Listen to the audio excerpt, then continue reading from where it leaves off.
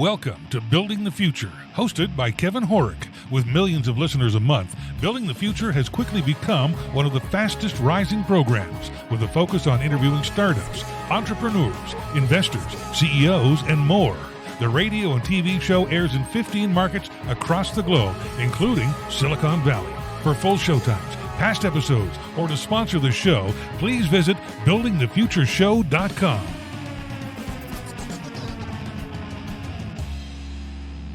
The show is a proud media partner for the 11th Annual Media Excellence Awards, which are produced by Access Entertainment in Los Angeles, California. The Media Excellence Awards are recognized as the most influential awards show honoring innovation and leadership in all things mobile entertainment, lifestyle, and technology. For more information on how to submit to these awards, please visit mediaxawards.com. Welcome back to the show. Today we have Carie Davis. She's a partner at Your Ideas Are Terrible. Carie, welcome to the show. Hey, Kevin. Thanks. Yeah, I'm excited to have you on the show. You have a really interesting background, and what you're doing now is really interesting and innovative. But maybe before we get into all that stuff, let's get to know you a little bit better and start off with where you grew up. Okay. I am from a city in Georgia called Marietta. It's a suburb of Atlanta. I live in Atlanta now, but that's where I grew up. I went to Georgia Tech. Okay, what did you take and why? I studied industrial design there. Interesting. Why? Yeah, why I think is a harder question, because at the time, I don't know what it's like these days to be a high school senior, but I didn't know what I wanted to do. And Georgia Tech was close and it was cheap and sounded good. So I was like, maybe I'll be an engineer. I don't really know what that means, but somehow found the College of Architecture when I was like a quarter after I started, and found the industrial design as a major, which a lot of people, I think now, still don't even know what that is. It's product design. It's the people who are putting form around the gadgets and the various things like that in your life that you touch and feel. I think maybe Apple has shined a light on it, but that's interesting. You know what's funny about this, and like I was thinking about it, like when we talked like a while ago about just kind of in a pre-interview before the show, is that's one thing that I wish I would have taken in school. Like the whole like industrial kind of package design space has always really, really fascinated me, and I had the opportunity and I didn't take it, and kind of a long story, but so for me it's always been this kind of like really cool kind of space. But go ahead, sorry. Yeah, no, I think it's cool. I think you should go back and study it if you want, man. You should definitely do that. Maybe one day. maybe in the evenings or something. I'll coach you. Awesome. Yeah, I'll send you it and you'll be like, no, that's terrible. Go back. No. Get it? Your ideas are terrible? I do.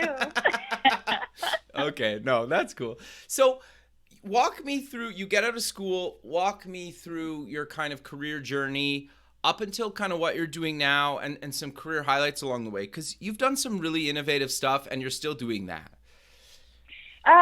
So when I got out of school, I took a job doing packaging design, so structural packaging at a supplier. Basically, they're a supplier of big companies like Coca-Cola, for example. So they'll do paper carton and plastics and that kind of thing. And I did that for a few years. But then Coca-Cola called and they were like, we've got an open. I knew some people who work there. I mean, small town, really, Atlanta. And it was useful because it was within the R&D group, which was doing a lot of focusing on packaging, the work that I would have been doing, and equipment. So I moved over to Coca-Cola. And for a few years, in fact, I worked on various structural packaging and equipment projects, got a few design patents under my belt, which is not super impressive, but it's a patent nonetheless. It's totally cool. It's totally cool. Utility patents are really, the jam, but anyway. It still counts. So, and it's funny because I worked on a lot of bottles, really, and I would always, every now and then, you'll see the package on the shelf, and that's cool and exciting, like Powerade bottle or. Oh, you did the Powerade? Did you actually do the Powerade bottle? Yes. That's very cool. I know, it's funny, but then you see it like as litter on the street, and it's not as fun. It's like, No, oh, interesting. Gosh, that's a bummer. So it's just there's so many of them. It's a weird thing. yeah. So how many iterations of that did you do before you guys kind of came to the final design that we use every day? Oh. Do you remember? Well, I don't remember. It's kind of the process of like, let's do a bunch of sketches. So there were probably 50 thumbnail sketches, but then to kind of narrow it down, I would say there was probably like 10. And then I think they did some, I can't remember, but typically it would be like, let's make some and put them in front of people and see what they think, which would always drive me a little bit crazy, because I think the best solutions that we ever had were the ones where we either didn't have time to like, get a bunch of people to just chime in on something they know about it because they interact with it, but they can't really tell you, well, I prefer this one over this one because, I mean, they can make a guess. And at that point, they're actually making stuff up. Like, well, this one's easier to hold. I mean, none of these bottles are hard to hold. You know what I mean? So yeah, interesting. Sure. Yeah, that's fair. Yeah. I like the grip on this one. So anyway, but like the aluminum bottle, we worked with an agency at first, and the scope, I mean, the challenge that we always had was defining the scope tightly enough and the constraints, because when you're manufacturing something that's, going to be millions and millions, you can't really do a whole lot with an infrastructure that already exists.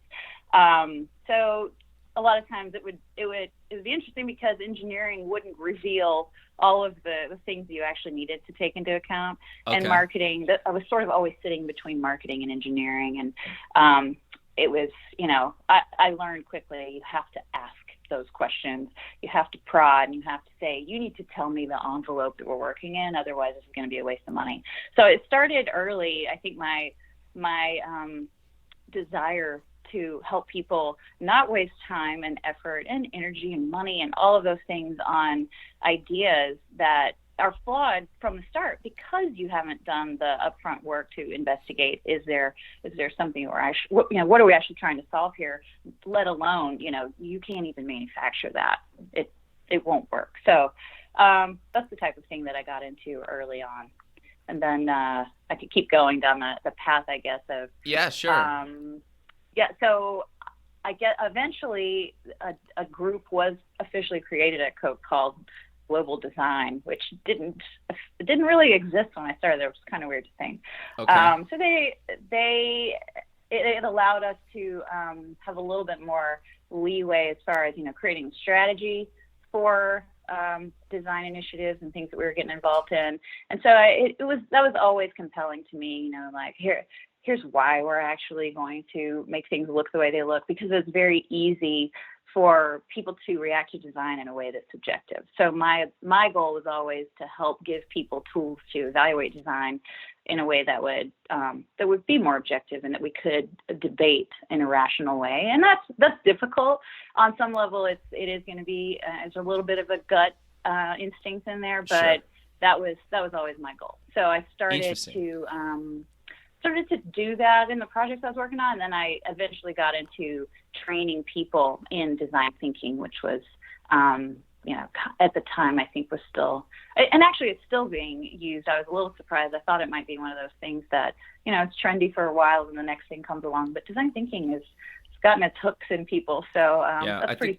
We can blame Apple for that in a good way. Yeah, that's true.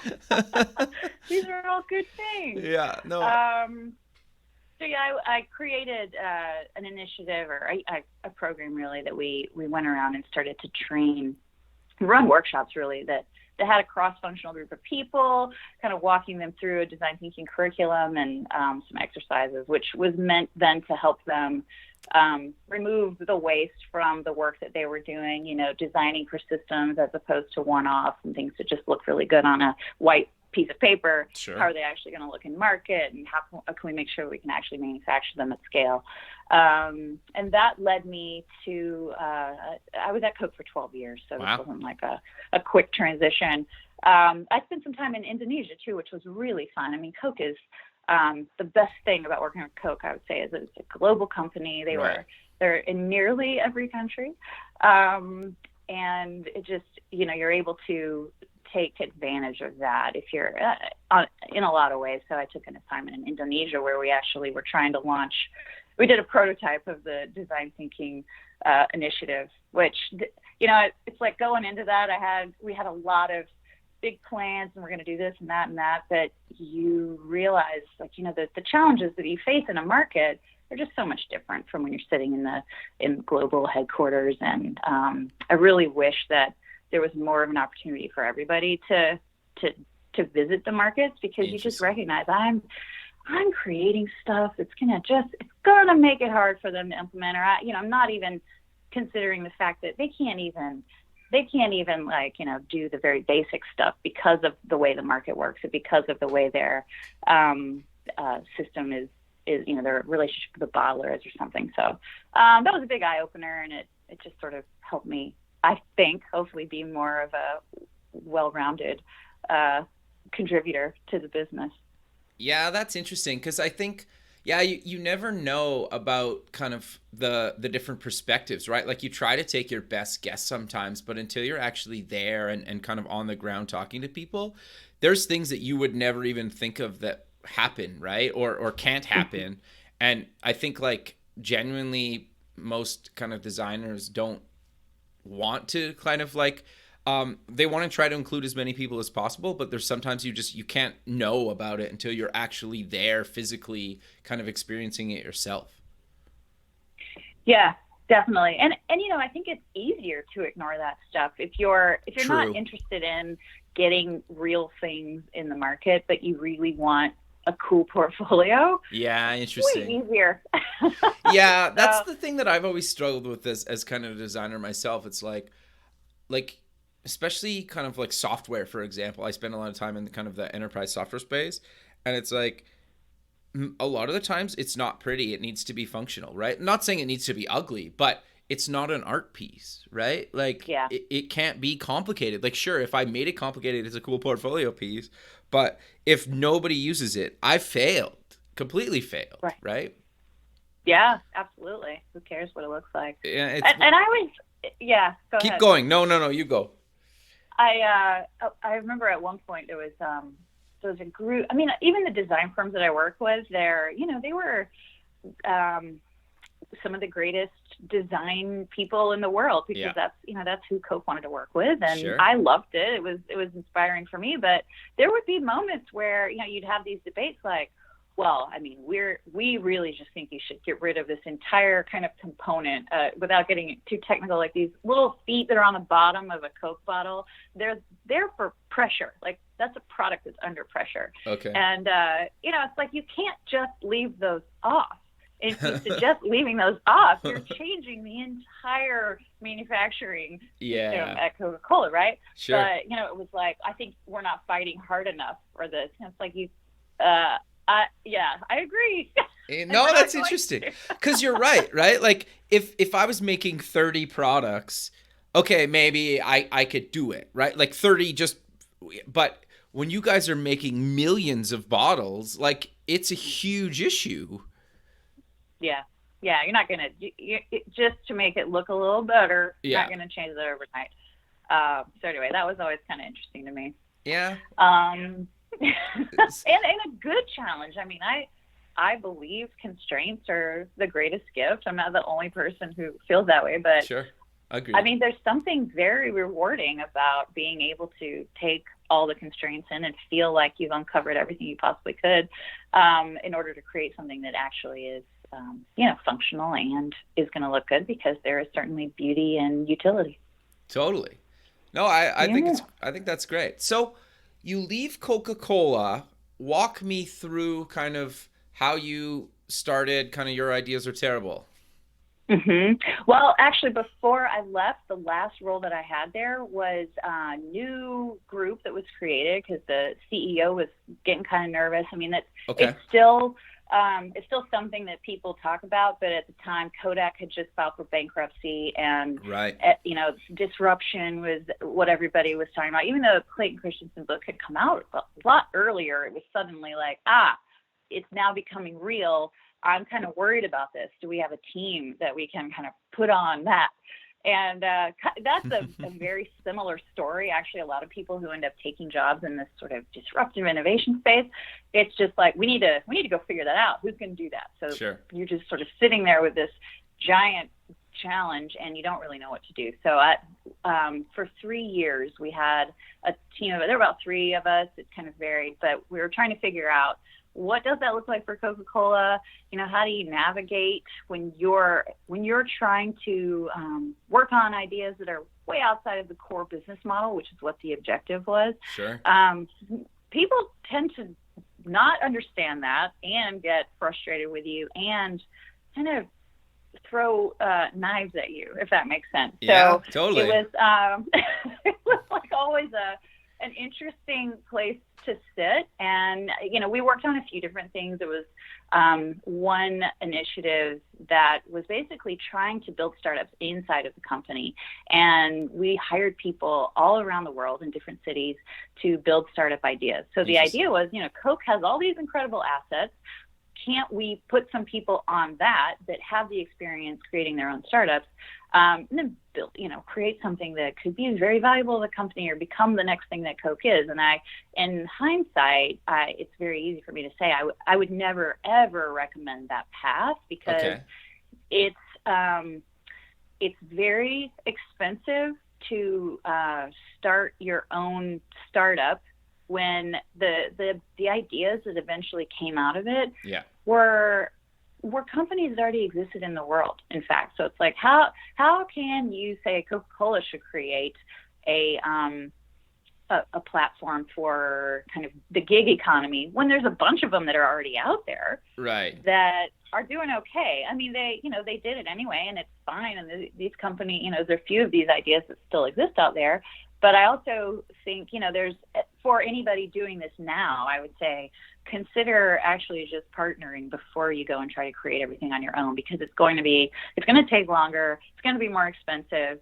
Just go out, and right now you can pilot with with a startup that's actually already doing what could be a good idea, Sure. So we did that. Sorry, just before, or what about your thoughts on actually just putting money into some of those companies that you think you could potentially either acquire eventually or just be a long-term kind of partner with, right? Like Coke obviously has probably some money that they could put into some startups that they think could be beneficial to their business. I'm guessing here, but it sounds probably true. Mm-hmm. Yeah, I think you have to have a portfolio approach actually to that whole idea. So, Coke makes beverages as their core business. So they have initiatives around, how do they, I don't work there anymore, how do they, start to sense what are the emerging beverage product categories that are growing quickly. So they have ways that they do look at those types of things and make investments. There's a lot of examples like Zico and Honest Tea and that kind of thing. So they have mechanisms for that. And I think that's very important. That's one thing. The other thing that we now we can get to what I'm doing now tend to look at is, how do you actually help core business initiatives, like the back of house stuff that's not always sexy, or how are you evolving how you market to your consumers? How do you use technology in new ways to connect with customers and consumers?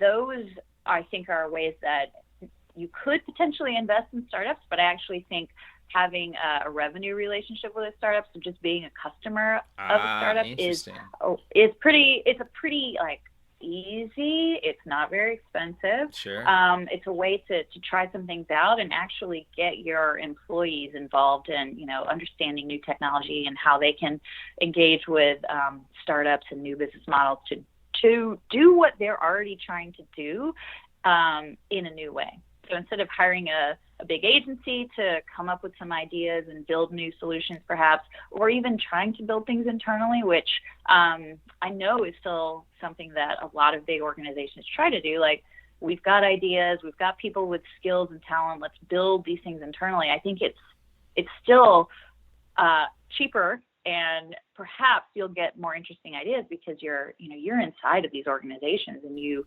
can't possibly see everything that's happening in the world. Sometimes it's useful to have that outside perspective at who's created something that could be useful for you. So those are models that I think are really interesting. And as far as investment in technology startups, I guess the thing I think is maybe the easiest path is when, it's an R&D group and they're already partnering with universities and things, looking at new technology that's longer term.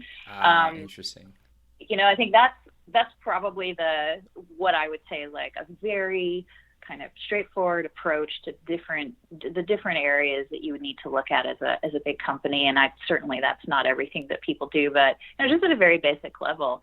I think investing, there's a lot of venture funds that big companies do have now. And I think the people that I've talked to that run those, a lot of what they're doing is just keeping their eye on things that are interesting. I don't think they ever expect to make a lot of money on them. So like if they're investing in a logistics company that's, a startup, it's not necessarily that they're expecting to make billions of dollars off that company. That's super cool if that happens, but it's more about kind of like how you characterized it. We want to be the ones that own that technology. If it becomes something super useful, we want to be able to get a cheaper price instead of buying something for billions of dollars later. Can we invest early? So I think there are a lot of strategies that can help you do that. Interesting. Okay, so walk me through kind of your transition into Your Ideas Are Terrible. Yeah. So the last thing that I did at Coke was I sort of shifted my focus from those disruptive ideas, because those things were kind of running, and good or bad, because the chief technical officer, I think was his title at the time, was like, you guys you learned a lot about how startups operate, and I think that's cool. Why don't we try to give some of those skills, lean startup methodologies being kind of the main thing, to the people working on the core business? Like, I think that might be interesting. It could be a culture initiative. So I started to do that, which I found to be really, really fun, but also it was eye-opening. You start to uncover there's still challenges with that. You give these people new skills and they're ready to run, but the business is still ready to kind of hold them back. Interesting. But anyway, yeah, that's what I started to do. Probably the last year that I was there, I went into a startup accelerator to even kind of figure out a way to build an accelerator inside of Coke. Interesting. But the challenge was the group, the group I was working in, and I think I actually was at a conference, and I wish I could remember her name. A woman presented about those types of roles, so people who have jobs in the disruptive innovation space, or they're in an innovation role.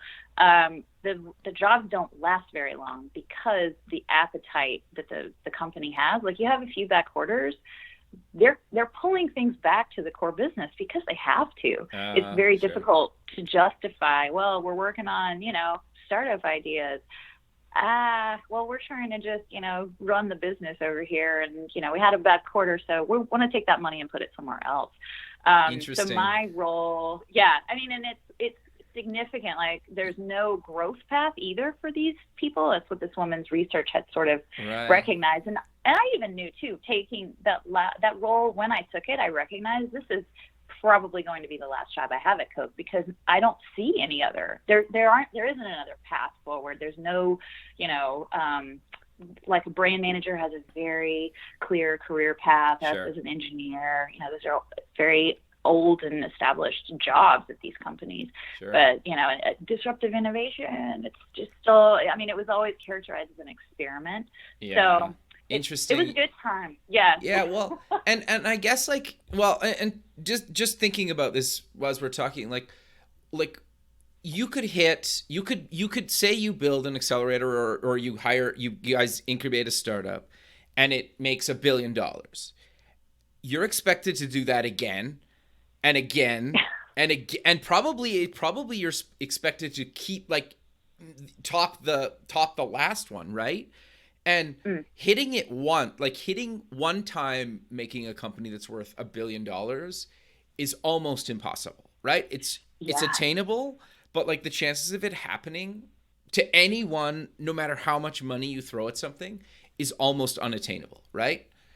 Yes. And exactly. never mind doing that kind of year after year or quarter after quarter, right? Yes. Like, yeah, like you will fail eventually just because like Mm-hmm. you can't be that lucky.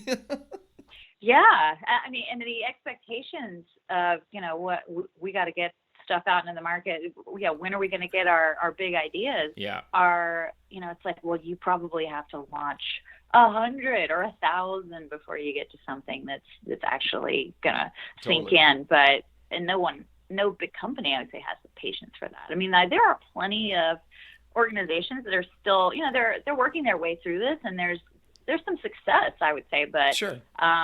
For me, it was good to experience that, because I left, and I was still very excited about the idea of going into organizations and doing boot camps and coaching them on lean startup methodologies. Sure. And that was the formulation. I mean, it was kind of just a continuation of what we were doing at Coke. I had hired someone to help me as a consultant at the time, and then he and I just became partners, which was useful because we really loved it. Like, we created curriculum, and people would come to these sessions, and we would do it was more like 100 people, right? And it's a big event. And we modeled it after Startup Weekend, which you may be familiar with. I'm not sure. Yeah, totally. Yeah. So it's like you go and you learn how to start a business and build a business in 3 days. You work with people across the company you never have. You learn, how to ask the right questions, and you ask yourself questions, because the cognitive errors that you're facing, cognitive bias that exists, is what's going to kill your ideas. So that's actually why we named our company Your Ideas Are Terrible. Interesting. Because having that humility when you come up with, just this first germ of an idea, to be able to go out and face the things that could kill your idea fastest, that's the most useful. It's like, if you ignore all the things that are going to get in the way of that idea being successful, you're just going to waste a lot of time. So that's what we try to set that up in the beginning as, that's the whole objective of what we're doing here. You're going to go face your fears, basically. And people found that very compelling and kind of liberating, because you aren't really allowed to do that in your day job. I mean, you're really sitting around trying to justify why this project still exists, and we were told we had to launch this, so you got to launch it. Yeah. So I think it was, people, good and bad. Like, people would cry. I mean, we still have clients that get so emotional, and it's this feeling of, gosh, one guy actually said, this is the company I've been waiting for, which was, it's amazing. It's like, totally. Yes, that's how you want the company to act. But it's, they would go back to their day jobs and kind of get crushed because their manager doesn't understand what they're talking about, or they're not ready to hear, why are we doing this? This is actually, there's no valid reason for the consumer doesn't want this. And it's like, you're going to hit a wall. And so in fact, a lot of the companies that are doing that kind of work are getting into change management because of that very fact. Like, you train people and give them all these new skills, but the business itself isn't operating that way. You got to go a lot deeper and wider across, a lot of different things that are happening. But that's what we did. And we still do that, but we've transitioned into more in the tech collaboration space, which we can also talk about. I can pause there if there's any. Yeah, no, that's actually quite fascinating, because I think I think most people kind of either in the design space or in the tech space one day would love to be like, run an innovation hub inside of a big company, because they're like, they have all the time and the resources and money to let me just kind of figure it out. But it's quite fascinating that you were basically in that experience, and you obviously had some successes with it, but there was also some kind of like downsides of it, which is interesting to me that I never really would have thought of, right? Especially the one that like, it's not really core to their business and the growth opportunities aren't really there, right? So it's quite fascinating, actually. Yeah. Thanks for listening to Building the Future. This show is heard by more than 1 million people monthly in over 15 markets worldwide, including Silicon Valley. Kevin Horick's guests are leading business owners, successful entrepreneurs, and merchandisers worldwide. Now, your brand has an opportunity to tap into this dedicated and active group of business people who are looking for places to invest and the right opportunities to support. Find out how you can get involved at buildingthefutureshow.com. walk me through then kind of you transition to what are you guys kind of doing now, and what's your kind of ideal client at Your Ideas Are Terrible?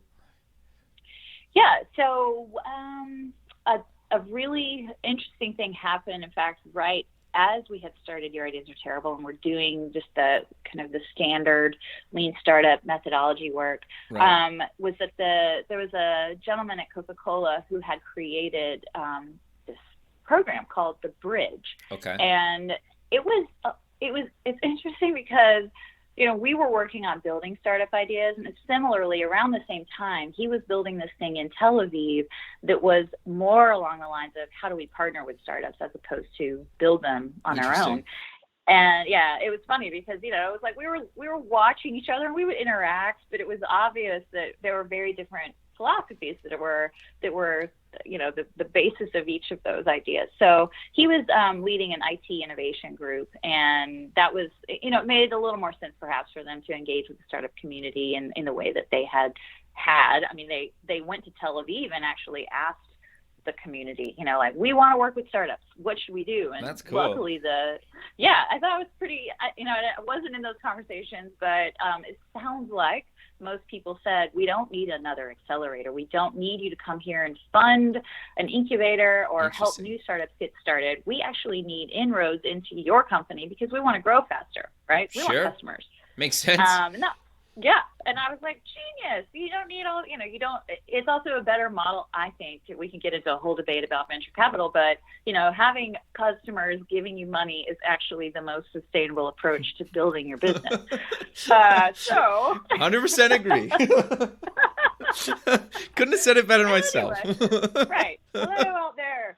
So that's what the program they created was founded on. So, you know, they had a program where they would have about 10 startups, and the whole idea was over the course of, I think it's like 6 months, they would make connections and they would help them get pilots and help work with their, you know, the business at Coca-Cola to learn how to better work with startups, because that's the challenge. It's actually on both sides, right? Sure. So they decided to launch that in Atlanta around the same time we started our business. So it took about a year to get off the ground in Atlanta. But I think the cool thing that they wanted to do here was, you know, the climate here is different. We aren't Tel Aviv, certainly. We're not Startup Nation. We're not Silicon Valley. There are not a billion startups floating around. Right.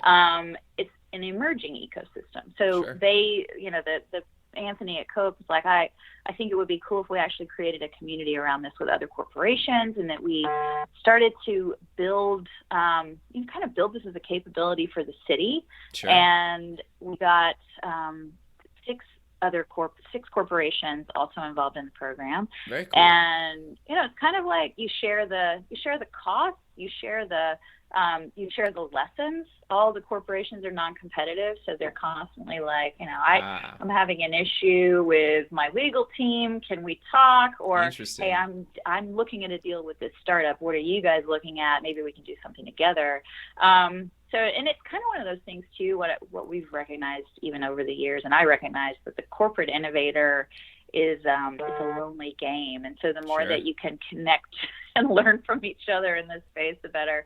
So yeah, the Bridge community is now what it's called in Atlanta, became a client, and just the model of trying to help corporations and startups find each other at a very minimum, and then find ways to work together, the mechanisms involved in that, the types of trainings that we provide on each side. Those are what we are most compelled by and what's driving our business forward, because there's a lot of pull for that right now. And Sure. we also, you know, like I think it's, to me, and again, I could probably can tell from just what I've been saying, I think that it's a really efficient way to drive your business forward. You know, I think it helps you have more of a heads up approach. You're out looking at what's happening in the world so that you can collaborate, and collaboration is so critical. You know, if you continue to make it difficult to engage externally, I think you're only going to get more and more behind. And it's actually really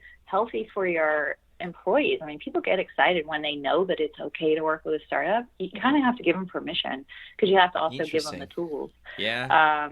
Yeah, a lot of people will definitely, I mean, you're definitely not going to get everybody excited about it. Sure. A lot of people could feel it's a threat. But, the people that you want to keep around are the ones that are going to be excited about it. That's what we look at. That's what we're really focused on these days. Interesting. That's actually like quite fascinating of a role. Like, it's got to feel pretty rewarding when you actually like put these connections together and then they actually build or do something pretty cool together. Yeah, it is. And I think the thing that's funny when we are recruiting for the program, we'll talk to startups and we explain, basically we don't give the startups any money, but we also don't take any equity. Sure. And the things that we give them are, we give them a 2-day enterprise sales training workshop. We give them a full day storytelling workshop with a woman who actually used to train all the brand managers at Coca-Cola for, storytelling. And I think that's cool. The things we've recognized, that make it difficult for a startup and a corporation to talk to each other. Number one is language. So we give them things like that, or that we found to just, in general, be very useful and valuable that a startup without being in the program would have to pay for themselves. And it's kind of a hefty price tag for an individual startup, right? Sure. You probably wouldn't invest in that. And so then it's also, we run, we call them Connect Days. So each corporation will have a subset usually of the startups in, and they basically spend the whole day getting them in front of all kinds of people at their organization. So at a very minimum, even if nothing else happens, so let's say a pilot doesn't get done and nothing moves forward, that itself is pretty valuable to be able to have those conversations, to get in front of so many of your customers in a very short amount of time. It's actually a way that a couple of startups have been in the program. I've said, you know what, we recognize that we're wrong about our customer and we're changing, or we decided to focus. Like, we recognize that our pitch was just way too broad. So they didn't get any pilots, but they actually created a business model. We're then able to create a business model that would stick. And so there's always a little bit of suspicion when the startups are talking to us. It's like, it sounds too good to be true. Like, what's the hitch? And, they always expect. Yeah, I guess. Hey, like, kind of big companies kind of sometimes have that a bit of a bad stigma around that, right? Like, what are they getting out of this that I'm not told? Yeah, fair. Interesting. Right. So, it's like, I don't have anything to tell you. There's not really, for me, there's, the only downside I'd say is, well, it takes a little bit of your time, but I think there's definitely positive. So, we also don't make anybody move here or sit in a space with us. So it's a very light touch. We really try to make it as easy as possible, because the goal really is, let's get you in front of as many customers as possible with the right tools, because the corporations want that too. Their interest is, I need to drive innovation across a bunch of different areas of my business. So let's make it happen. Yeah, that's actually quite interesting, because it's even easier. Like, if you guys connect them, like a startup at Inside Coke or another big brand, and they do a pilot program and it costs one of those big brands, tens of thousands of dollars to try something out for 3 to 6 months and then decide if it's working or not. Like, that's such a drop in the bucket, right? Like, it's almost insignificant. But if they hire a team of, 5, 10, 15 plus people to work on something for 3 to 6 months, it's obviously like an astronomical cost, right? Plus office space and computers and whatever, like, it gets crazy, right? So I can see how it's very beneficial for the companies to even offer all this stuff kind of free, because even if they have to pay for some of these kind of pilots for a few months, it's so inexpensive that could really save them a lot of money in the long run. Is that kind of how you guys do it? Yeah, definitely. So the cost of a pilot, we coach the startups to, try to come in around 20, 25,000, 30, as much as 50,000. Sure. And it all depends. There's things like, what's your signing level, the person that you're working with, what can they actually approve?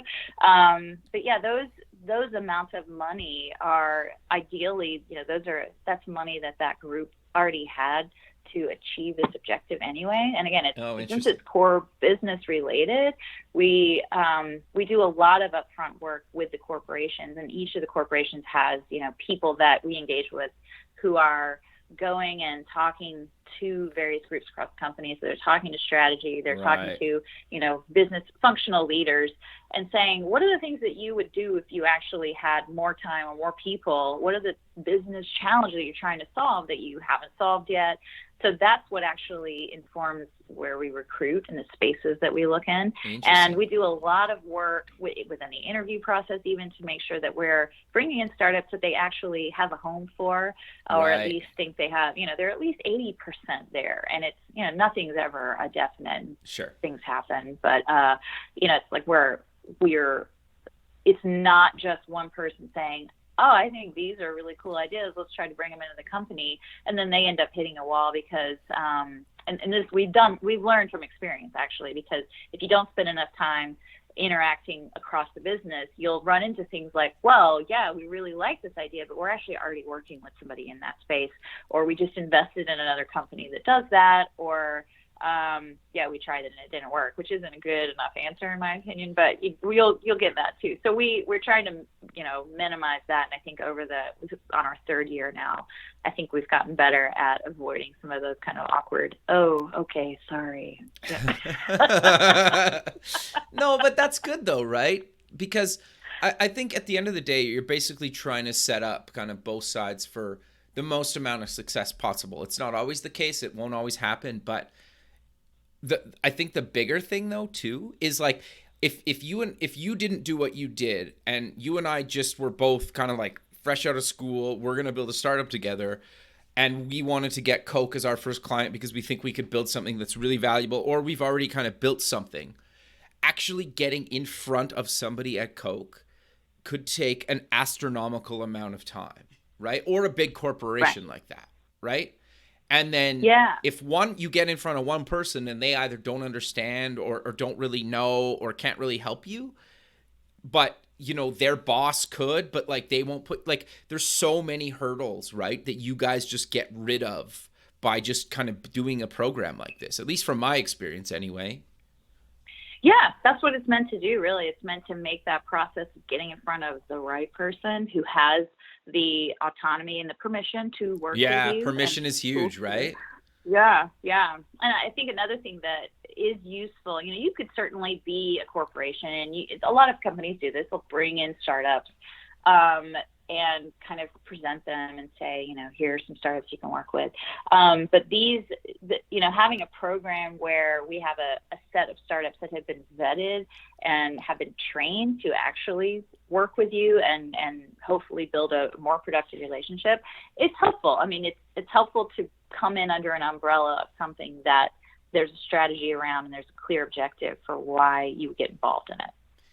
Yeah, that's actually quite fascinating. So is there any types of startups that you guys kind of look at? I know you deal with a bunch of companies, Coke included, but that are in certain verticals that you guys prefer, or is it kind of open-ended? It depends on what the corporations are looking for. I mean, it's generally marketing automation is always something that's useful. Logistics and supply chain is always useful. I'm trying to think of related to companies. Hiring is one that typically comes up. Hiring tech talent. The last 2 years we've had startups who are helping in that space. Yeah. I'm just trying to think what else. Yeah. Anything that's related to, building out there or like online platforms and things like that. So how do you automate things like customer feedback and customer support? We see a lot of desire in that space as well. Interesting. The tech talent space is interesting. They have a huge trouble hiring tech talent because I'm assuming that a lot of them want to actually work at the startup, not at the big company. Is that the problem? Yeah, I don't know.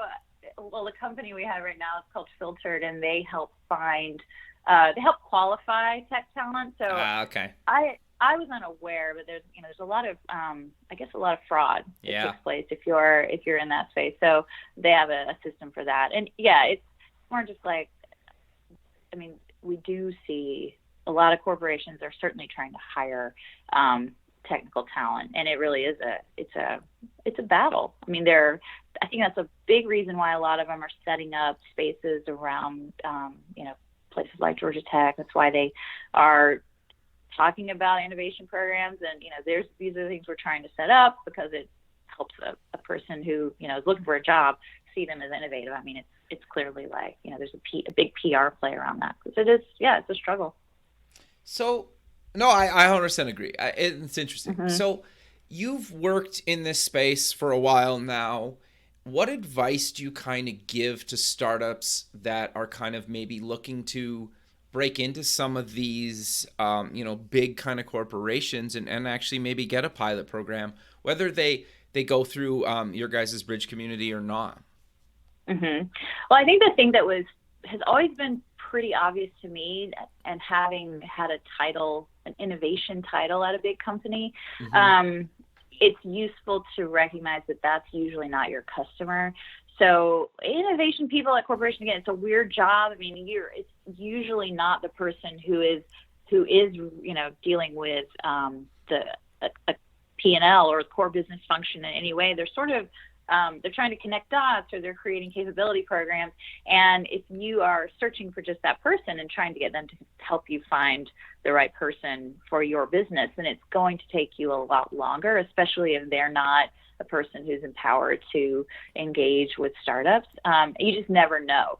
So I think the thing that's the most useful for a startup, if you are a B2B startup, and I would hope that you're already doing this, but how do you get in front of how do you figure out the title of the person who actually would buy what it is that you're selling? Interesting. Is it a sports marketing person? I mean, I think that, there's all sorts of weird specific titles that people have inside corporations, and you Sure. have to do a lot of research to figure out who that is. I mean, I think ideally you're a person who's come from, or you have some domain expertise. Maybe you've worked at a corporation and you understand the space already. Otherwise, I think it would be a challenge to get into a B2B type situation where you're kind of unaware of what the marketplace even looks like. Doesn't mean you can't learn, but it means you have to do a lot of work to have as many conversations as possible with that person with that job title across a lot of businesses.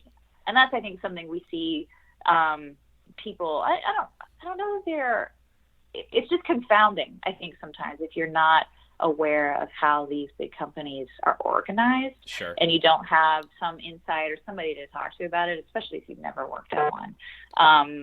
So I think that would be my number one advice. It's like even when we have people apply to the Bridge Community Program, yeah. One of the questions we ask is, these are the companies that are in the program. Can you think of, an example or what a pilot might look like for one of them even? So your job is to understand what that company does and why they would be interested in your technology and what your business does. But people are not very good at that. They're much too involved in, this is what I offer, and I could definitely help Coke's marketing group. I just know it. I see. It's not specific. It's just not specific enough, Yeah. not compelling, and it doesn't get the interest like someone who goes and very specifically says, I work with the IT procurement group. I help them source tech talent this way. They're already struggling with it like this, and that's the ideal. And not everybody's there, but that's how you get attention.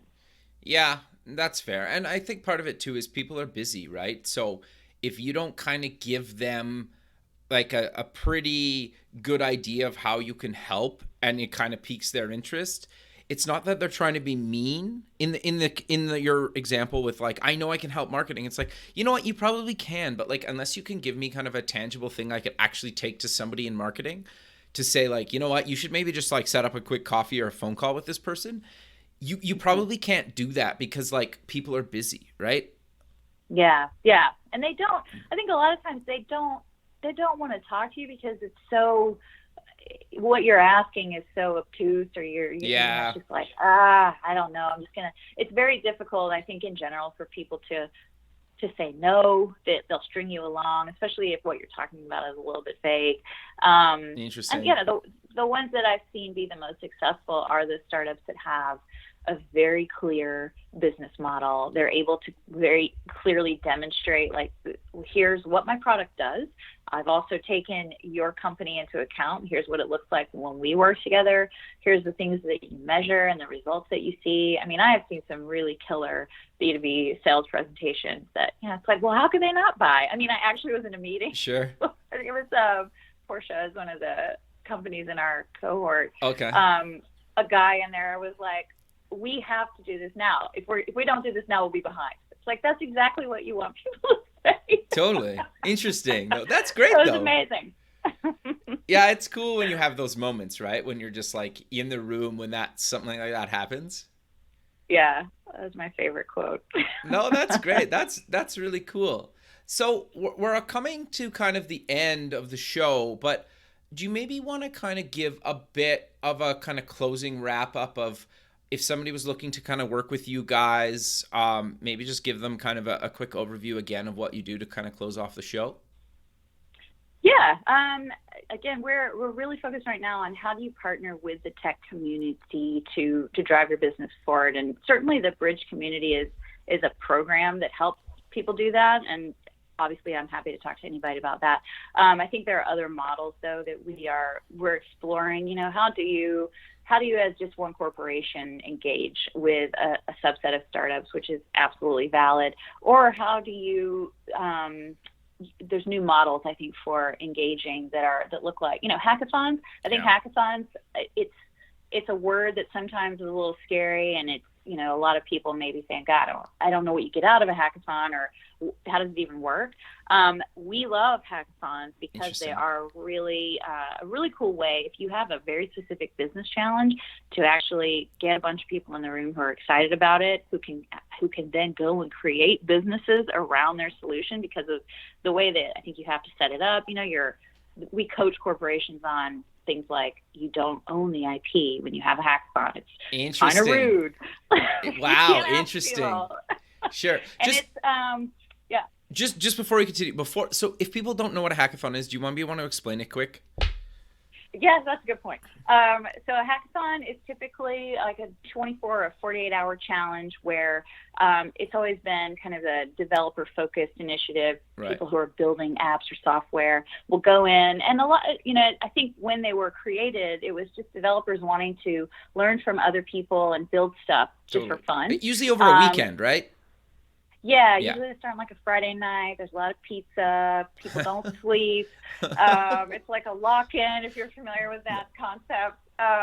But it's a really fun kind of social thing for them. And I think the idea that you can actually, as a corporation, present a challenge that's really meaty is compelling for people who are, they're interested. We did one with ThyssenKrupp, the elevator company, who got a partnership with Microsoft, and they brought in a bunch of HoloLenses, and it was like, I'm going to go just because I want to get my hands on one of those, right? And exactly. So they had this hackathon. It's a way to raise awareness for your company in the community. Sure. Their goal was to recruit tech talent who knew how to program in languages that had to do with HoloLens, because that's what they were or willing to learn, right? Yeah, exactly. Meet people who are doing it. Yeah. We've also done them on like a very specific business challenge where, again, if the hackathon is set up properly, you can have a team that creates something that could be a great technical solution for you that otherwise you would have hired a big company to help you figure out. I mean, a lot of times you hear companies say, we couldn't figure this out on our own anyway, so we're just going to try it. And it's a lot of fun. Sure. No, that's very cool. But we're out of time, so let's close with mentioning where people can get more information about the Bridge community and your company, Your Ideas Are Terrible. Yeah, you bet. So we are online. yourideasareterrible.com is the best place to start. There's links to all the different initiatives that we have there. We'd love to hear from you. Well, I really appreciate you taking the time out of your day to be on the show, and I look forward to keeping in touch with you, and have a good rest of your day. Yeah, thank you so much for having me, Kevin. Yeah, this has been great. Thank you. Bye. Bye. Thanks for listening. Please visit our website at buildingthefutureshow.com to join the free community, sign up for our newsletter, or to sponsor the show. The music is done by Electric Mantra. You can check him out at electricmantra.com and keep building the future.